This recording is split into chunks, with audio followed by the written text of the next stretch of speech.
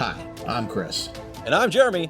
And I'm Fergal. And we're from Movie Smash. Comic book movies are having a golden age right now with the MCU. Movies based on comics aren't necessarily a new thing, but they're a big thing. Join us every other Tuesday on Movie Smash. We explore these movies and find some hidden gems. Every other week, we revisit some of the best. And some of the worst movies based on comics or graphic novels. Was Green Lantern as bad as you remember? Heck no! Is Time Cop the most accurate time travel movie ever created? Absolutely. Was Mystery Men way ahead of its time? Should they be revisited? Should they be forgotten? Join us on Movie Smash and find out. Listen wherever you find your fine podcasts.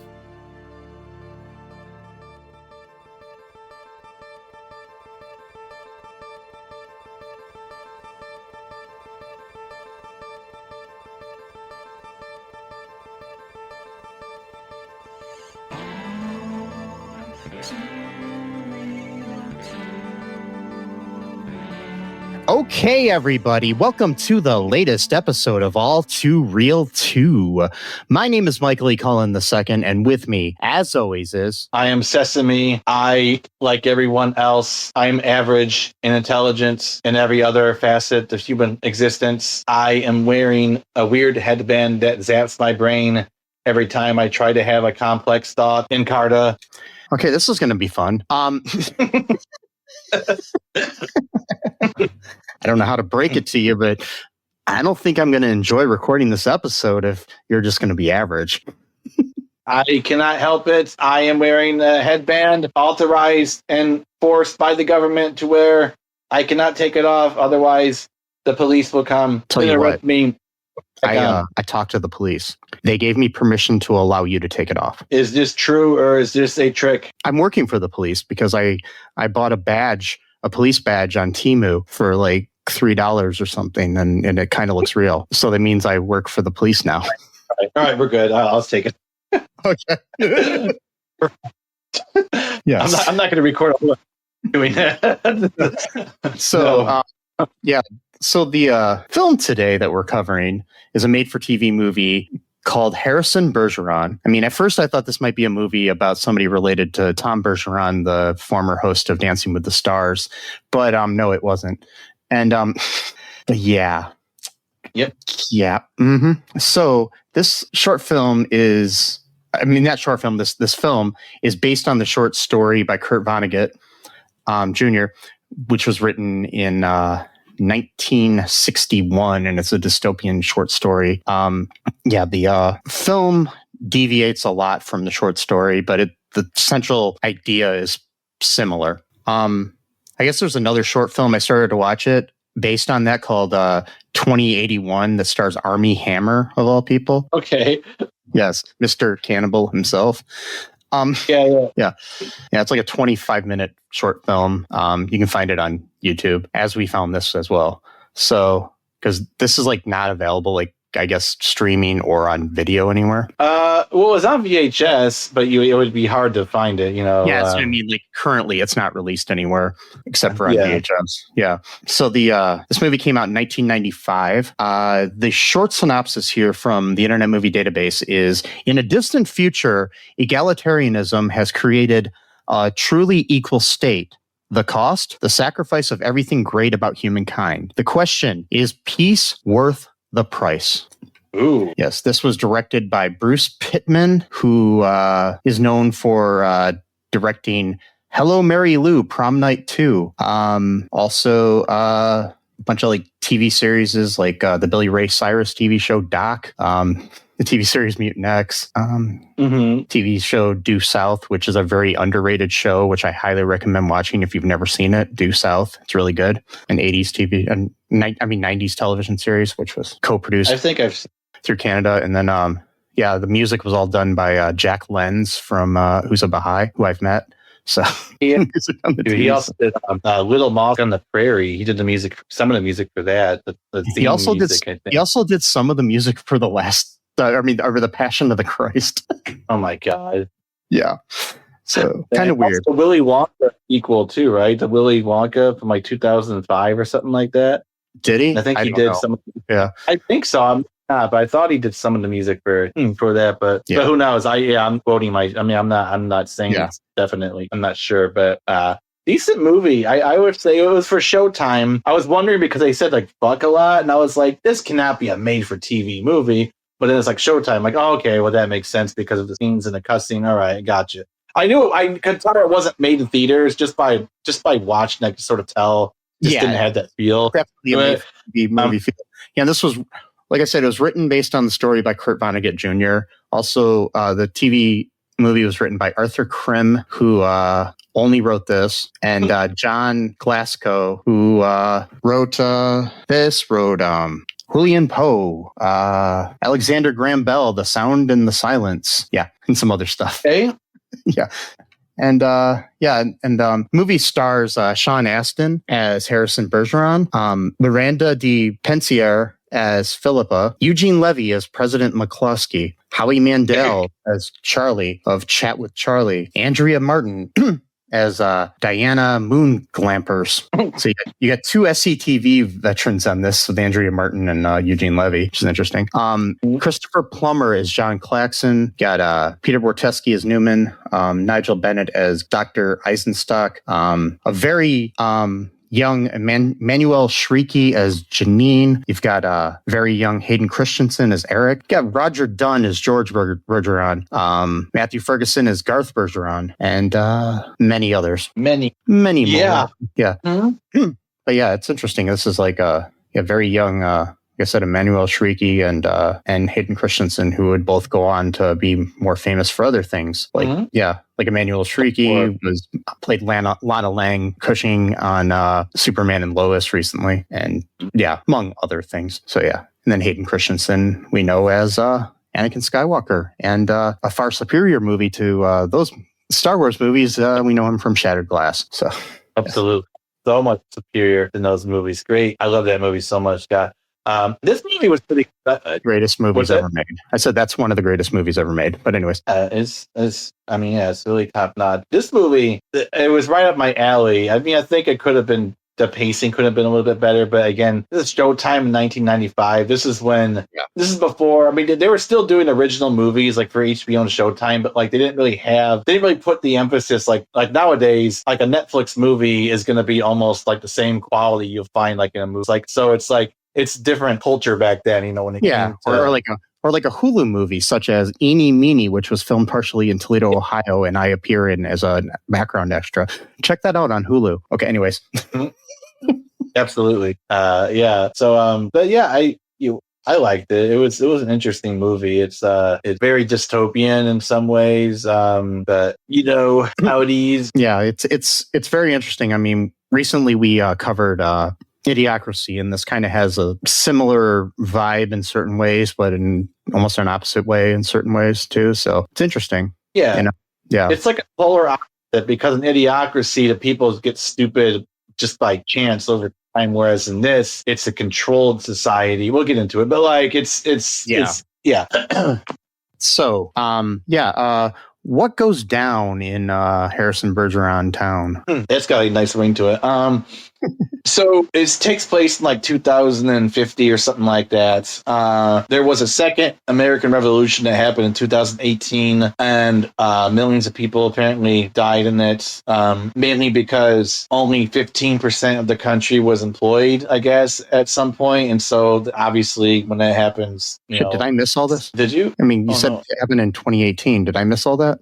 Well, no. I mean, so like we live in a parallel universe, right? So that happened in a different, so it didn't really happen. Okay. Not here. No, you're all good. Don't worry. You're all set.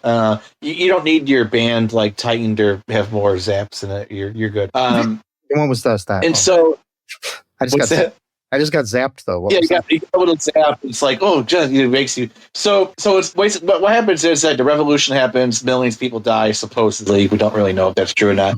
And this sort of false egalitarian society is created where everyone has to be average. So like nobody could stand out as being like super smart or great at something. And someone who's like quote unquote stupid, like they need like to be like lifted up a little bit. So like they have these things like they call bands they wear on their head. So if like if someone's too smart, they try to make the band mess with their brainwaves to make them a little bit more dumb. And if someone's like way too dumb, then they do it so the opposite, where they're like a little bit smarter, and that's all. We dial it up and down based upon your on your to get you to what they call a perfect IQ of 100. Right. Which is interesting. So like in the first, like it's really weird because like you'll see a scene where they're in a classroom setting and they're handing out papers, and like the first thing that goes, was it like you what was it? Oh yeah, it's like you got a B minus. It's like you got a B plus last time, so you're showing great improvement. Like it's better to get a B minus than to get a B plus, like, you know, because then that means you're too smart or whatever. And then our bro Harrison here got an A, and like everyone's like mad at him and like making fun of him because he hasn't quote graduated yet because he's getting too good of grade. It's just so dystopian. Like, and his teacher's like, "Hey man, like you gotta stop being so smart, bro. I'm gonna send you to another doctor because your guy doesn't know what the fuck he's doing. I know a guy who's really gonna fuck with your head, so you should go see him." And then he's like, "Oh, I guess, you know." So he goes to this dude and he's like tightening his band and shit, and he's like, "All right, we'll go try it out, whatever." And then he's like super smart too, but like he gets these like jolts where he like stutters and stuff because like it's also affecting his brain, as well, or whatever. And then he goes home and he's like playing chess with his younger broham, and it's like everything's just like so boring. Like the TV shows they watch are just like lowest common denominator you can have. They have to have like the perfect balance of stuff in the shows because they can't be like too funny or not funny enough. They got to be like balanced and stuff. Yeah, and basically, you just end up with Big Bang Theory. Pretty much. I mean, that's pretty much what that is. It's like appeal to every single audience somehow, which means that nobody's really pleased with it, except for Big Bang Theory was for some reason a insanely old show, but that's the whole other thing. But by the way, maybe I'm being too harsh to Big Bang Theory. It's more like Two Broke Girls. So yeah, a little bit like that. And so there's lots of game shows. Of course, a lot of it's kind of like satire against our actual world, the shitty shows that people watch. Yeah. Real.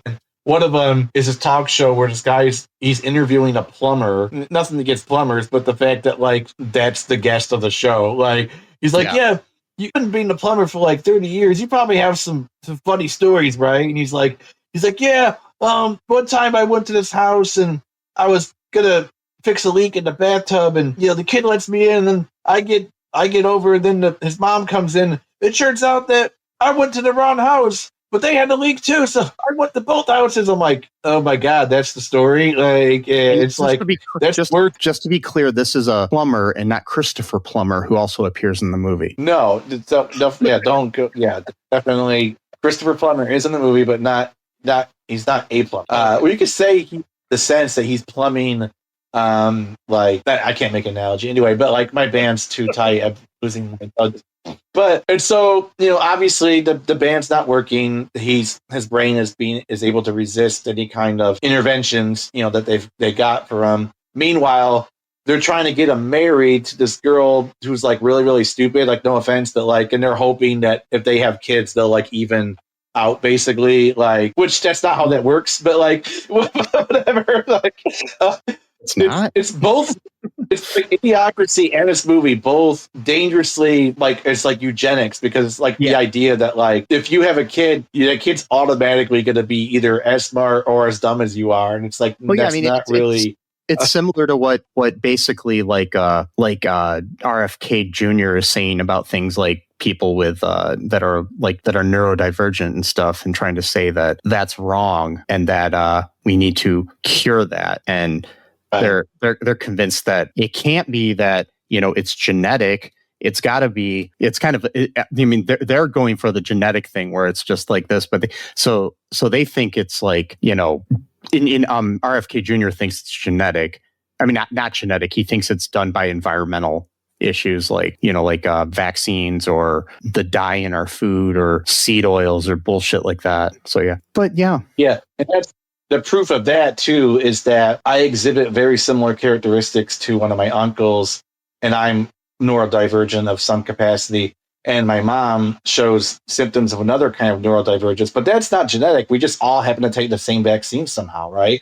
In different time periods, of course, because they're like 30 or 40 people die. So like, you guys all like eating like Mike and Ike's or something, and then that just caused it.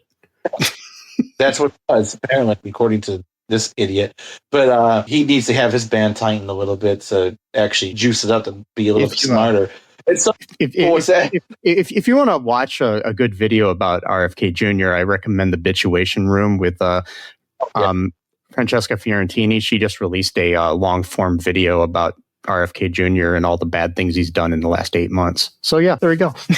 Yeah, and so like they're trying to get him paired off, married. He still hasn't graduated yet. He's way older than like all the other kids in this class because he's too smart. And like the other thing too is like he has to be honest, so he can't he's not supposed to like get wrong answers on purpose. He's supposed to stupider basically, and so he's got integrity by being honest about being too smart, I guess, for the world. It's like you can't cheat by giving the wrong answers. So yeah, right. He's like an honest man. He doesn't want. So he's got integrity by being too smart, I guess. I don't know. And so he and by the way, they like show like live executions on TV, and it's like usually for like the most ridiculous shit, like shoplifting. This other guy, he did tax fraud or evasion or something like that. And so that's fun, I guess. And that's kind of prescient to like the world that we're in now too, because people are getting arrested and sent away for stupid shit like that now too. So yeah. Yep. And like the way they even display it, it's like not even such a big deal. Like they just kind of do it and then like it's done. Like it never went back to whatever they're doing. In this case, he's playing chess with this younger brother. He likes chess a lot, and that comes handy for the rest of the movie. And basically, his doctor, the new doctor that his teacher sent him to, is like, "Hey, bro, I'm gonna actually need to do brain surgery on you because like the shit's not working. Your brain is just too smart. It's it up. Like it won't. Our bands won't work on you. So what we really need to do is drill 2 holes into your head, basically a lobotomy, I guess, essentially is what that would be. And and then you won't be so smart anymore, and it'll be awesome. But hold on, there's a little twist here. So his mom's kind of like, I don't know, is that risky? He's like, oh no, it's totally easy, it's no big deal. And he's like, oh, can we do it? He's like, is tomorrow too soon? He's like, oh no, it's great. We can come back in tomorrow. And he's like, okay, cool. He's like, oh, can I have a word with your son alone? And I'm like, ooh, what's this about? It's just going to be some weird, like, I kind of figured something. I'm like, oh, I bet he's going to take him aside. And he's going to be like, hey, man, I'm just pretending to be a doctor. And I was fucking right. I was right. I had no idea, but I was fucking right. I was like, yes, I knew something like that was going to happen. I was fucking right. And so he's like, hey, bro, like, your mind's going to, like, suck tomorrow. So, like, here, you could go to this thing called a head house. My mind went to something really bad when they said that. It's funny because basically a head house is basically like a brothel you can go to have like intelligent conversation with like smart women.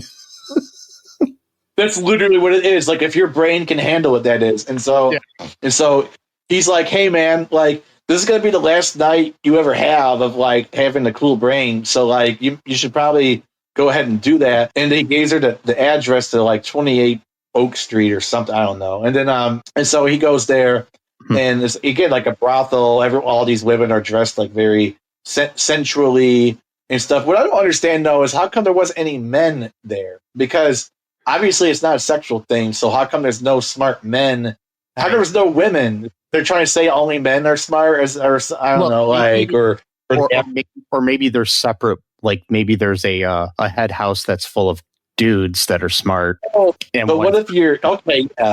Yeah. Okay. Yeah, that makes sense. And so she's like the madame, showing him around to all these beautiful women, and he ends up going with the chess master because he likes chess a lot. So then she's wearing like this really sensual red dress. They go upstairs. He pays the madame like $50 or whatever. You think $50 really not that much money. That's a pretty good deal for an hour of chess, really, with the beautiful 2053. By 2050, that's what I'm saying. Yeah, I think $50 will be like able to buy you a Coke. It's just That's what I'm saying. But that's kind of like a good deal if you think about it, an hour at chess with a beautiful woman. So anyway, so they go upstairs and she's kind of flirting with them and stuff. And she's like, hey, you could take your band off. It's no big deal. And he's like, I don't know. Don't they, don't the police or don't they know when we do that? She's like, yeah, who cares? Whatever. And so she takes hers off and then he keeps his on and they're playing for like she kind of beats him within like the first 10. They just play like another. And so eventually the cops come. Oh no, the alarm set off. Oh no, the headband police are coming. They're gonna, add shit, whatever. And so the headband police sound like a really bad police cover band. They do. The police they play like headband songs and they instead of Roxanne headband. Don't you go ahead. Speaking of prostitutes, yeah. Anyway, so headband, you have to turn on the alarm lights, or I don't know. Because you do know Roxanne's about a prostitute, right? So yeah, I know that. Yeah, you don't have to put on the red. Anyway, and so Harrison, our broham here, being the gentleman he went and put the headband on her head real fast so that the cops wouldn't think that she had it off. And then she goes, "Don't! I like him. I like him." And she looks up to the ceiling. Do you hear me? I like him.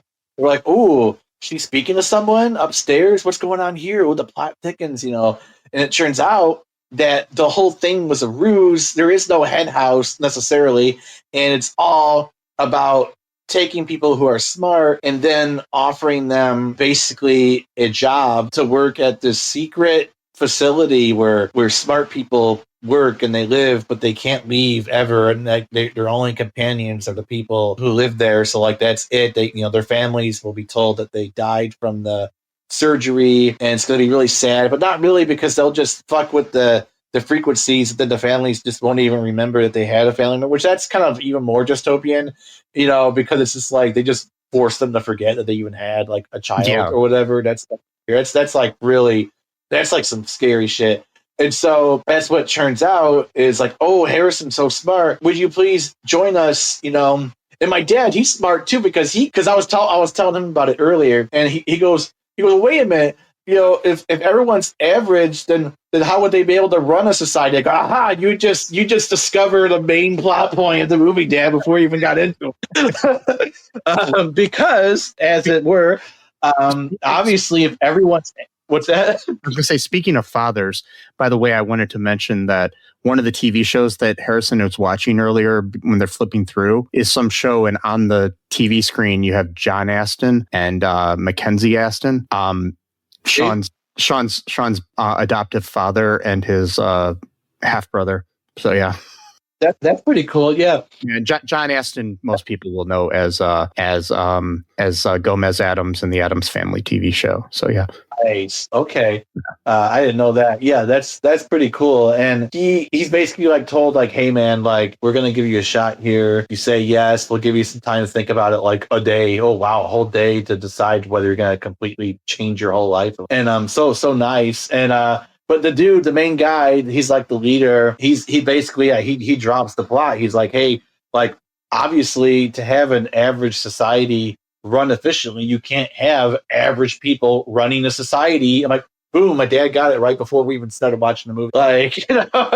He's you need the smart people or the extra smart people to actually run the shit, or at the very least usher in the ability for the average people to run the stuff. You can't just have, not trying to be mean, but you just when it comes to certain shit, you just can't have average people doing brain surgeons or rocket ship design. You can't. You gotta have someone who stand out. And again, it's it's just how it is. It's not not. You gotta have qualified people doing the jobs that are needed to be there.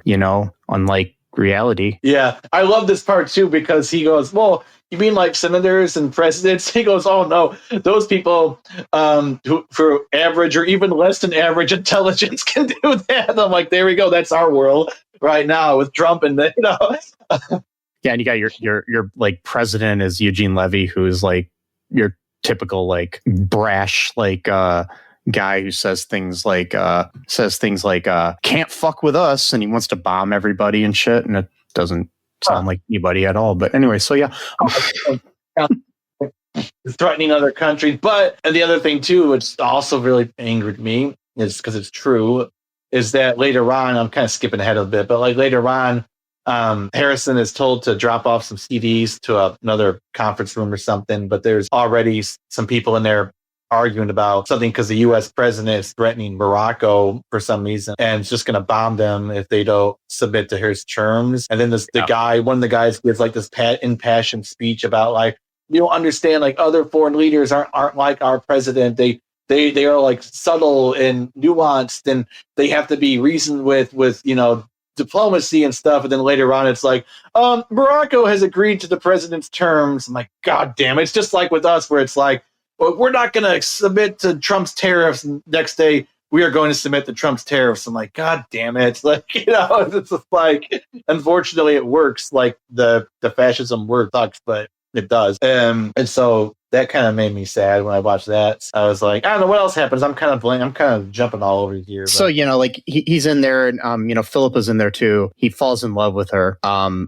Yeah. And she's like not sneaking him. I think she's just giving him so he can, because they're allowed to, like, he can see like classic movies like It's a Wonderful Life or Buster Keaton films and things of that nature. And also like listen to like music like jazz and stuff like that people don't know about in the real world. But he falls in love with her and they end up having sex, and he illegally impregnates her because they're not allowed to have like families. These people in this I don't know, what do you want to call it? This like complex that they live in. And complex. Yeah.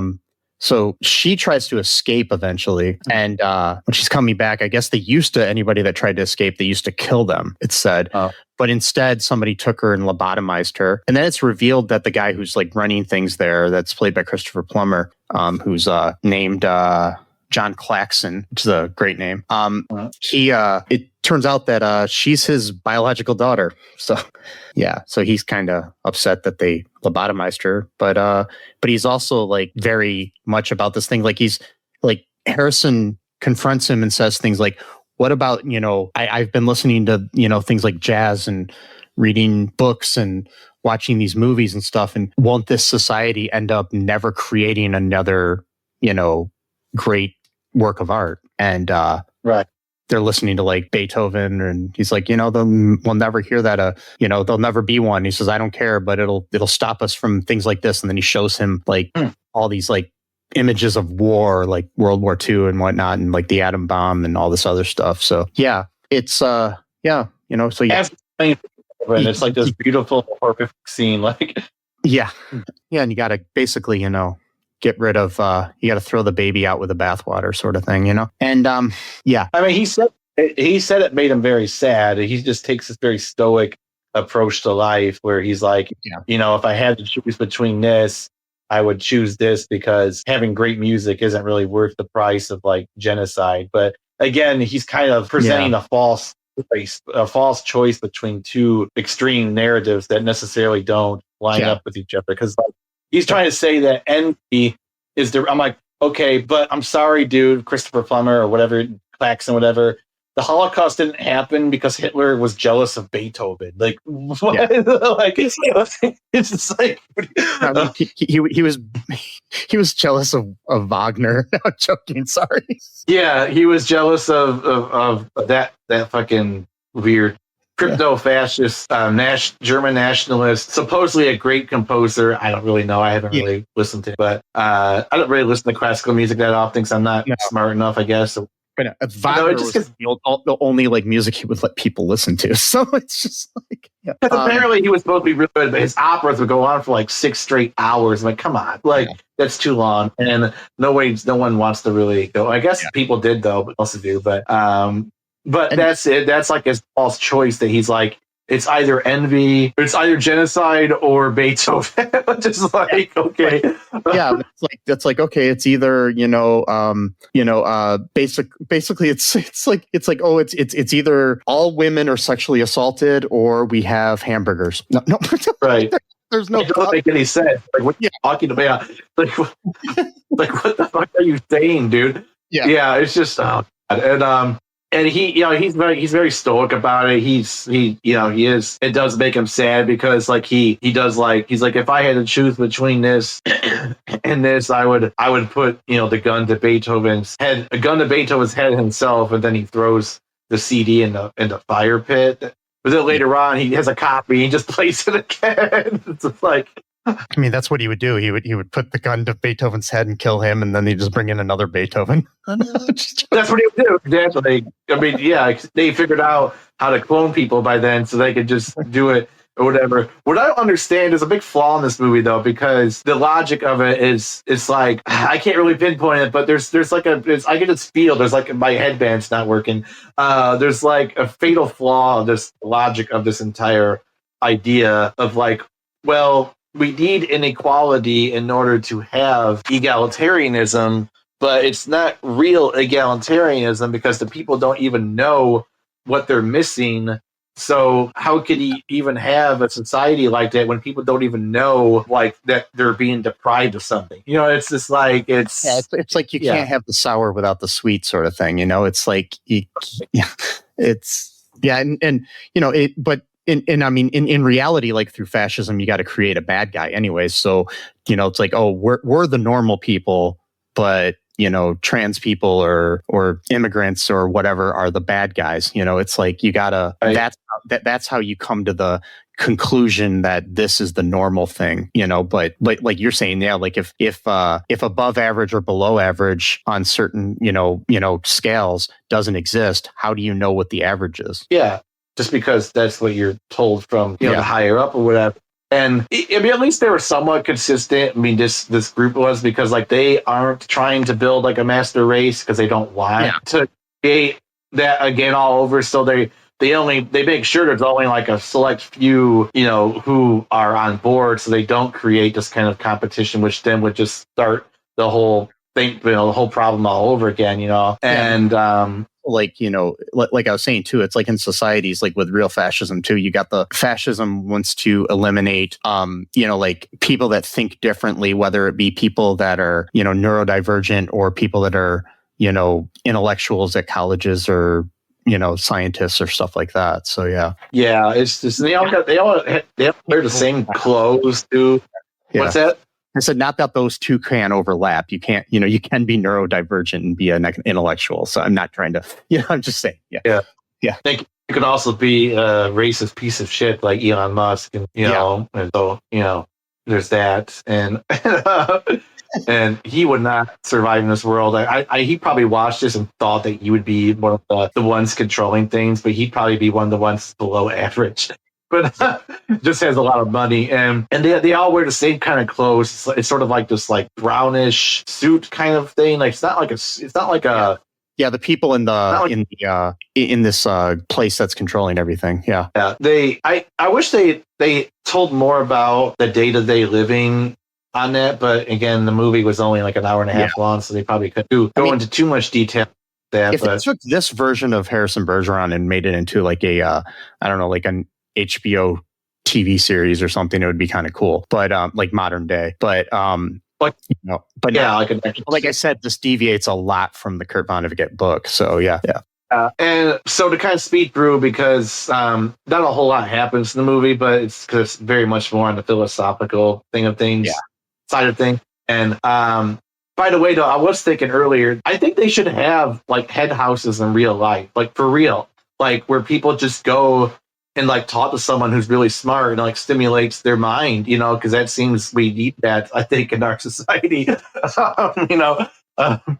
Don't we have those? Aren't those like what you call it? Those political organizations that like decide everything? Like I'm joking. Those what are they called? Where they get like together like there's a bunch of conservative people all get together and then decide what's going to happen. Like. I don't know. It was something like that. I'm joking, but no. I know, but I just like that would be kind of a cool thing to actually have, like a broth, not a brothel, but you know what I mean, like something to stimulate your mind or your brain, because I really do think we need that in society. It'd be cool if you just had a place. I mean, I guess you do. I mean, like, unfortunately nowadays we do have that like third space is kind of disappearing in the world. And I think like a lot of times like a coffee shop or a bookshop or something like that kind of filled that space in the world for something like a head house. But now we've got, but now a lot of places, we don't have that, I guess some places, like there's a cool coffee shop in my town and stuff like that. But also, even though we do have these places, a lot of times people don't talk to each other. It's just, right. You don't have that gathering space. It's more people are just online, going on Twitter or Facebook and just telling people that they hate them and stuff. It's not, intellectual discourse on there. Yeah. The animization of culture. Yep. Mm-hmm. My community is elsewhere. I've got friends, I'm talking to in California right now, which is fine, but I'm going to ignore like the person right next to me. It's that, I'm not saying you have to choose one or the other, but it's like, it's just, it's interesting. Like you see it too with like religion. You'll see like, let's say a person will drive like, 55 minutes to go to their church when there's like literally a church down the corner, you know what I mean? Because that's not their community, so it's like, yeah, and I mean, I'm a shy person. I mean, like, I'm not, completely, I'm more of a introvert, but back when I was in like high school and stuff, I used to go to a coffee shop and I would just meet people there. Like I would be hanging out and some people would come over and be like, hey, how you doing, man? What's up? And like, when, you want to play checkers or whatever, there were just different people that would want to hang out and, you want to play cards, want to do this or want to, talk about like, oh, hey, what are you reading? And stuff like that. It was just, but now I could go to a coffee shop and just sit there and everybody's on their cell phone. It's like, yeah. What someone needs to do, maybe it could be you, is just literally show up and just be like, hey, I'm going to play this game. Does anyone want to join me? And like literally be the first person. Like, I bet you somebody would probably say yes. I think personally, a lot of people just think I'm like either hitting on them or trying to, be weird. It's just like, yeah. So I just gotta do it. Or are you gonna try to get me into a cult or something like that? Like, you gotta talk to me about Scientology. It's like, no, man, I'm not gonna get. By the way, though, have you seen the light? Speaking of which, brought to you by Carl's Jr. Anyways, I get paid every time I say that. But that's the line from Idiocracy. Yeah. But so, really off topic. But was that? I was gonna say, oh yeah. In this movie, though, what ends up happening is Harrison breaks into like he's working at the TV studio there, so he knows how things are broadcast. So he breaks into the TV studio at gunpoint and basically starts to reveal the truth about society to everyone in the country over the thing. That's the thing I found interesting too, is because they said that this was mainly just like in the United States that this was happening. Yeah, it's not a worldwide; it's a American thing. Yeah. So yeah, I mean that does kind of show you how like we can just sit back and not care that a whole country is like overtaken by a dictator or something like that. Across the globe or whatever, or right next door. Yeah, or in the country we live in. But yep.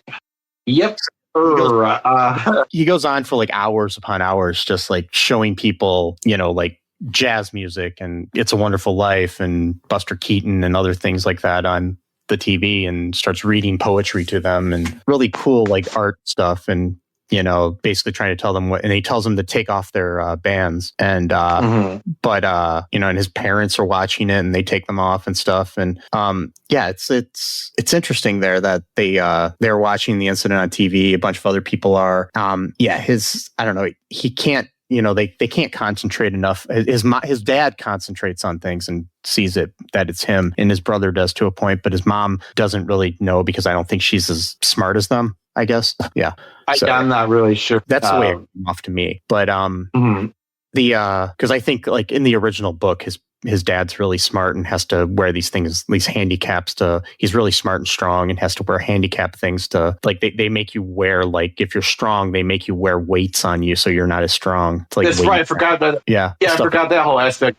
So, like sports and shit, they'll like give you, if you're like really good at baseball, they'll make you like have a really heavy baseball bat or some shit, like or golf, like or if you're like on the TV, they had like this really good dancer on there, and he had to wear like a weight on his legs or something to stop him from dancing as well. Yeah, and then they said like, oh, just send him a scare letter like basically from the government, like to not let it happen again or whatever, type of thing. To like they're watching golf earlier in the movie, and the guy's like golf putter was like broken in half or some shit, and he had to use that to make sure that everyone's on the equal playing field, even when it comes to sports, which kind of goes in a little bit to the debate, the quote unquote debate we're having in this country about trans people in sports of an unfair advantage and everyone needs to be equal. It's like, it's a sport. It's a competition. There are winners and losers because that's what sports is. That I wonder because like they're like he's talking on the TV to his parents and he says, "Hey, the Packers are going to the Super Bowl again this year." It's like, okay, so if everybody's average, how do they get to the Super Bowl? What it is, I think, is the team that's least qualified gets to go because the other team has the handicaps on them, I guess. Who knows? But either way, that's not egalitarian. That's like, because if anything, all the teams would be in the Super Bowl. Right. Exactly. It's just they didn't really think that much through. They couldn't really. There wouldn't be winners for any games, and there wouldn't be a Super Bowl. It's like, yeah. There's a scene where they're doing the TV when they're like, it was very interesting how they're deciding on what to do with TV shows, and like they have to make it absolute. Like he's like, "What do you think, Harrison?" He's like, "It's terrible." He's like, "I know, it's perfect." Like they made it like that intentionally. He's like, there was a few clever jokes in there. We might need to delete those later on. Like, like, you've got the guy who's kind of in charge of that, and he's played by Buck Henry, which is kind of cool because he's like a well-known, comedian. He hosted SNL a lot in the 70s, and he co-created Get Smart with Mel Brooks and stuff like that. So he's, it's kind of cool to have him be the one that's saying that's too funny and stuff like that. It's just, yeah. Like we gotta get those clever jokes, and like also too about like what was it like? Each kid's got their own pets, but they want to make it seem like one animal is preferred over the other or something like that, or like and like Harrison at one point came up with an idea for a TV show that kind of sounded like Mr. Rogers or Sesame Street, where it would teach kids, how to live in society better or something like that, where they could all fit in. But then the response to creating that show is we don't do educational television because there might be people that can't, there might be kids that can't see the TV. Right. Or don't watch it. So then, so be unequal to zap their brains. And it's, that's what Phillipa even said. She was like, that's the beauty and the horror of this place, is that everything's anticipated beforehand. Like anytime you try to think of something, they've already got an answer for it. It's like, like, this movie puts me off. Oh, go ahead. Yeah, I was gonna say, but yeah, then what happens here? They break in and they get him out of there, and then what happens? Oh, so they like had to use literal lasers to cut through the steel because it's like, and then the dude punches them when the police guys and Klaxon or whatever his name is. It's like, hey, your little stunt didn't really work, so fuck you. And he's like, oh goddamn, I did this for all for nothing. He's like, yeah, you might like. Some people liked it. Most people just kind of put their bands on their head. I don't know how true that. You might just be lying about that. Most people, they just put their headbands right on. They just went back to what they were doing. They didn't really appreciate it, which is kind of cool because, you kind of proved the theory that I was always wanting to do, because I always felt kind of bad about, not letting them watch cool shit, but now that you did it and no one really seemed to care, it kind of proves my point, basically. He's like, only 1.3%. He's like, yeah, but it's like, still, that's like 3 million people. That's a lot of people to like create, some problems, so like, which, it is interesting because like a lot of times, not to go on like a weird tangent here, but a lot of times people tend to think that like you need like an enormous amount of people to make like societal change. Like you don't actually like everyone. Or like it's like the thing where people are like, well, what is me speaking up going to do? But yeah, it's just or like my vote doesn't matter, and like there's been like literally thousands of elections throughout history that were decided by one vote. Like it happens a lot more than people think it does. Like maybe not one vote, but like 10 votes, 100 votes. All those people, hundreds of people, is like, I'm just gonna sit this one out. Well, they lost by 100 votes. You could have been one of the 100 that voted, the other way. Local like elections that are decided by less than 100 votes. So it's true.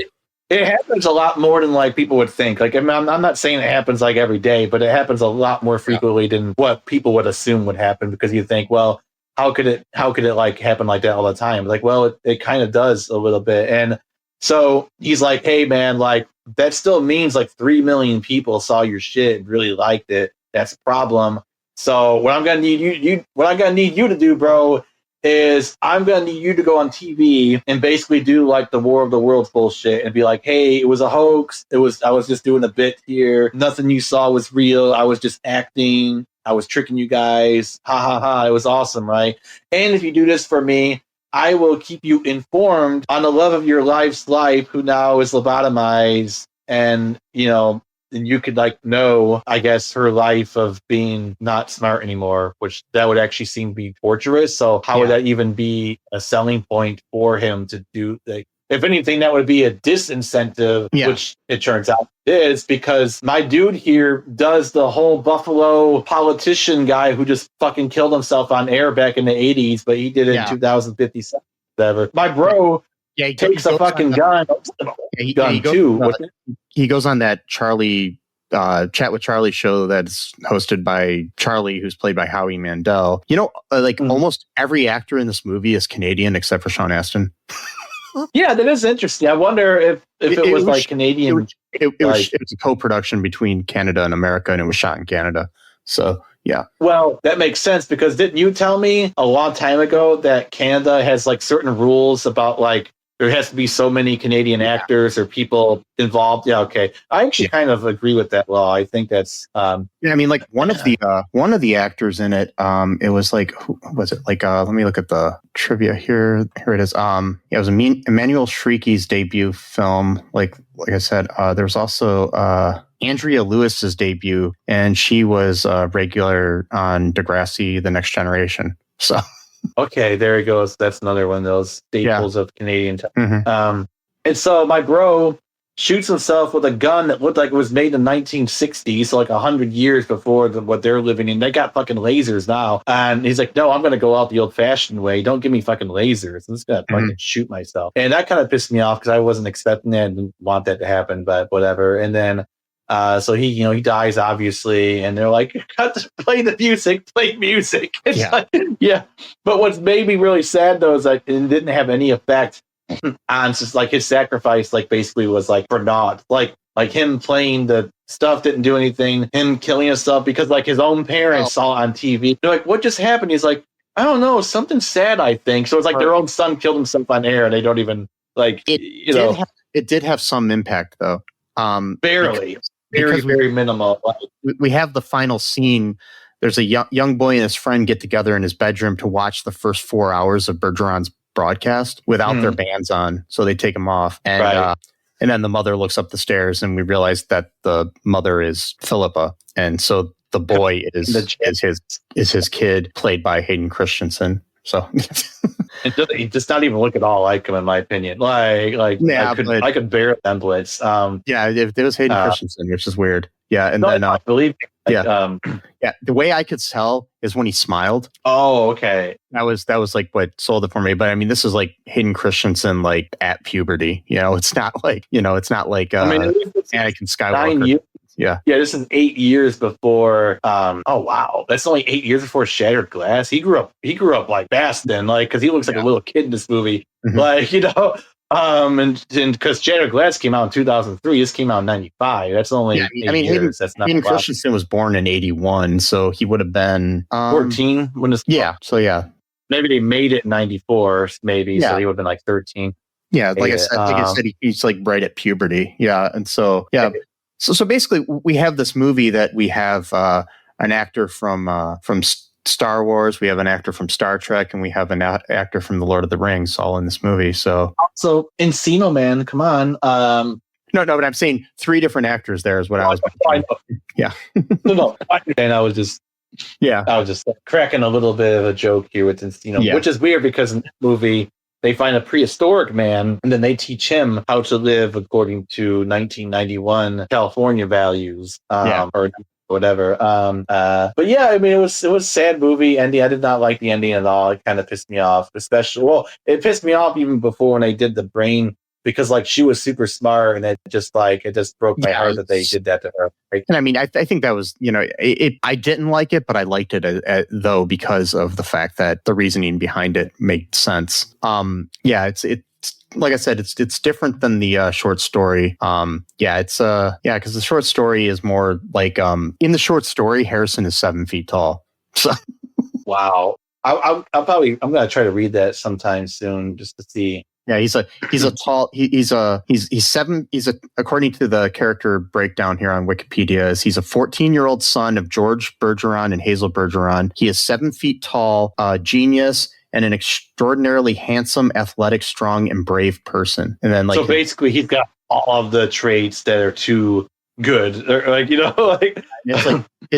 his dad is a very smart and sensitive character. He is handicapped artificially by the government. His mom is described as perfectly average intelligence, which means that she cannot think deeply about anything. And then there's like all the other characters don't exist in this because there's only like 5 characters. There's another character called the ballerina who is a beautiful dancer who is burdened with an ugly mask and excessive weights, as she is the fairest and most beautiful and most graceful of dancers. Then there's one of the characters' name is used, Diana Moon Glampers, which Andrea Martin's character has that name in the movie, is the handicapped general. She's basically the person that handicaps everybody. She was in the Murders in the Building, right? The actress in Murders. Yeah.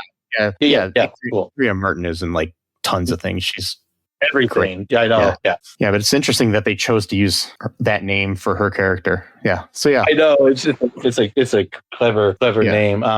This reminds me, I want to sometime review. Doesn't have to be like anytime soon because this is kind of depressing.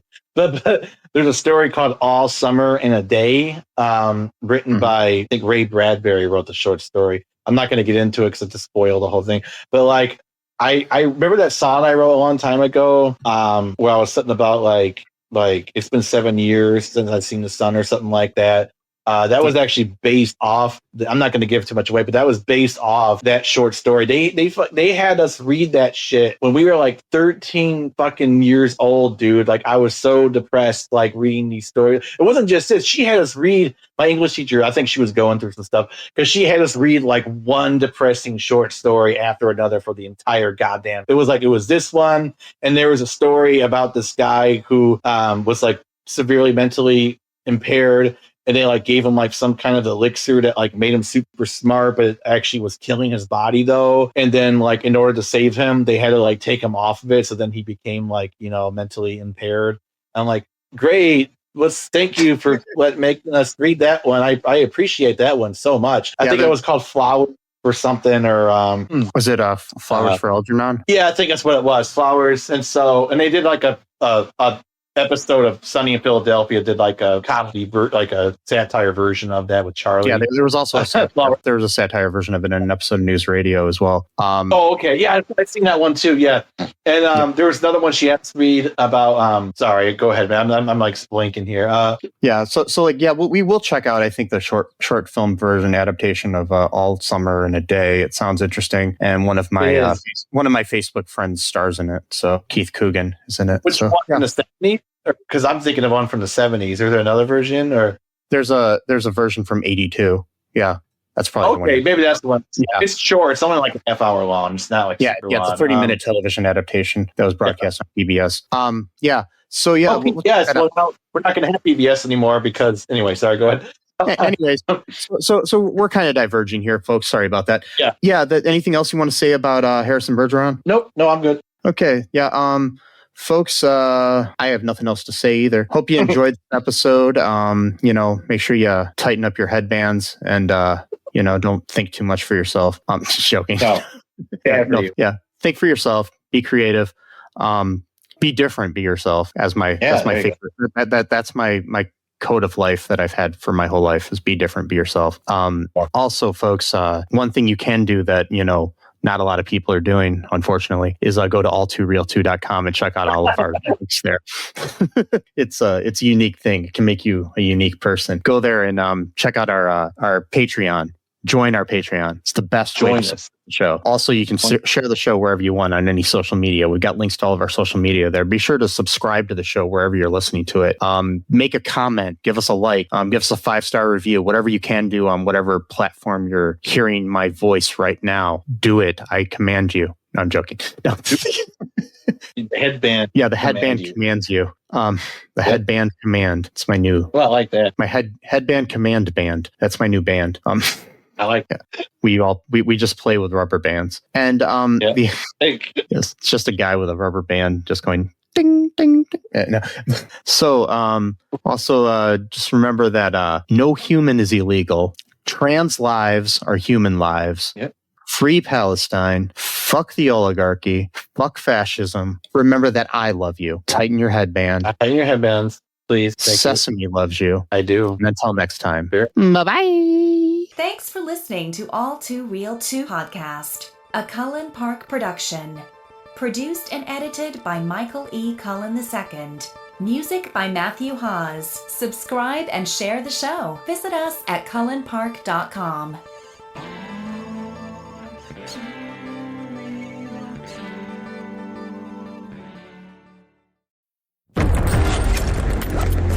As a raider scavenging a derelict world, you settle into an underground settlement. But now you must return to the surface, where Arc machines roam. If you're brave enough, who knows what you might find? Arc Raiders, a multiplayer extraction adventure video game. Buy now for PlayStation 5, Xbox Series X and S, and PC. Rated T for teen. When you walk into a Burlington, you're walking into amazing prices and great gifts. That's main character energy.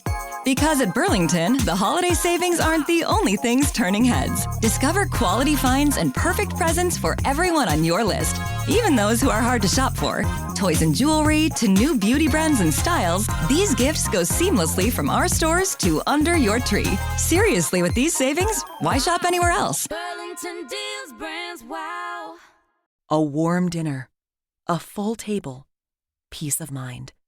That's the holiday we all wish for. Your gift to Feeding America helps make it possible for every family. Give now at feedingamerica.org/holiday.